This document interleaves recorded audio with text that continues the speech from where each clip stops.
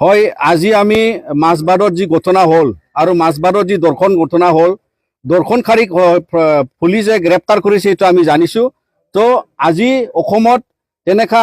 ঘটনা ঘটি আছে তো ইয়াৰ কাৰণে আমি আকৌ অনুৰোধ জনাম আৰু তাত যি পৰিঘটনা হৈছে সেইটোৰ কাৰণে আমি দুখ লাগিছো কিন্তু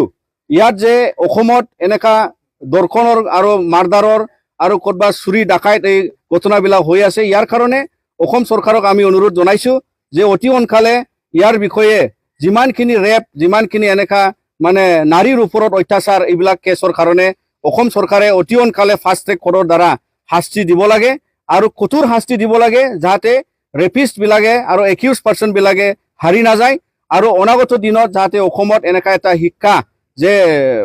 যোনবিলাকে এনেকা মানে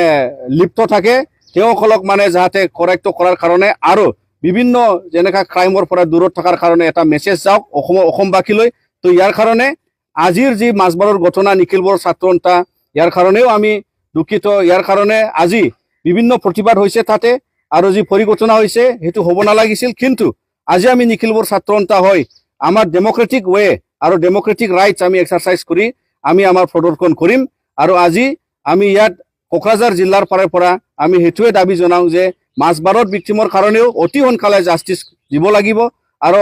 যি ৰেপিষ্টসকলক 5 জনক এৰেষ্ট কৰা হ'ল তেওঁসকলক ফাঁচীৰ শাস্তি দিব লাগিব বুলি আমি দাবী জনাইছো আৰু নিখিল বড়ো ছাত্ৰ সন্থা সদায় এনেকা বেআইন আৰু